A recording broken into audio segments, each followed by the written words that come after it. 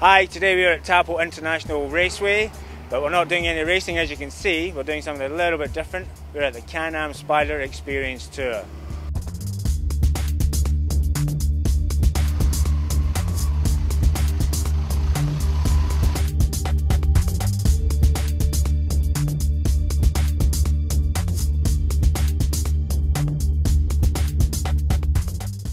Now the idea behind today's Spider Experience is for motorcyclists and car drivers for that matter to come along and have a go of one of these three-wheel machines.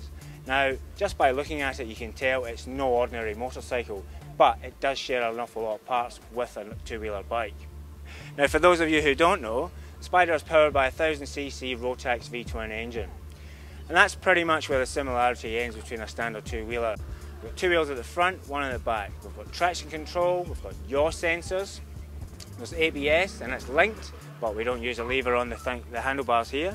It's all done by a pedal. The model I'm sitting on at the moment is in fact the RS model, the entry-level model, and it does have a clutch lever and a 5-speed gearbox, but you can get a Tiptronic version, and again it's just as easy to use. So what are these things like out on the road? Well, let's go and ask a couple of punters who have had their first Spider experience.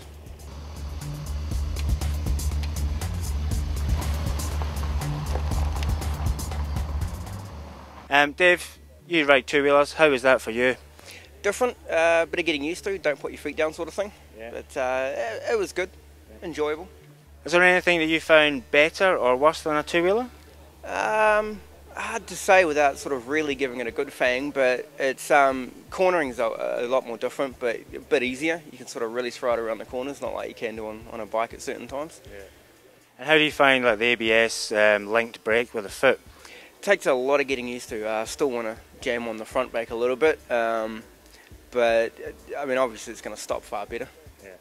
Question is, would you buy one? Contemplating it. My wife rides as well, but she's quite short and can't reach the ground on a lot of bikes, so it'd be ideal for her. I'd consider one for her. I don't know about for me. I don't know if I could let go. Yeah.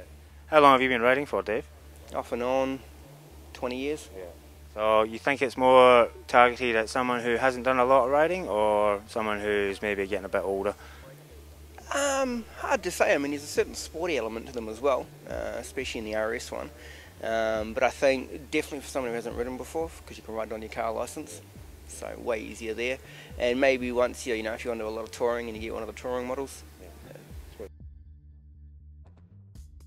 Now this particular model I'm sitting on at the moment is the top of the range Spider. It's the RTS, and as you can see it is set up for touring and big miles. Up front here we've got extra lights, we've got LED indicators on the mirrors, we've got some extra deflectors, and of course this big screen here which is electronically adjustable, touch of a button here. On top of that, well, the storage at the rear combined with the 56 litres in the front gives a whopping 155 litres of storage space, which is almost as much as a small hatchback. Well, what else has it got? Well, we've got electronically adjustable suspension here. It's got an iPod docking station in the boot. All that information will come up in this nifty little LCD screen. It's 4-speaker stereo, heated grips front and rear, and of course the passenger in the back, well, they can do the stereo or their own heated grips as well. And it's got a selector shift gearbox, which again is pretty nifty. It will go in full automatic if you want, or you can change it by yourself. Now the Spider Tour has finished for this year, but if you still want to book a test ride, that's easily done. Simply visit www.brp.com, click on the New Zealand button, and you can navigate through the site to either book a test ride or find out where your nearest dealer is.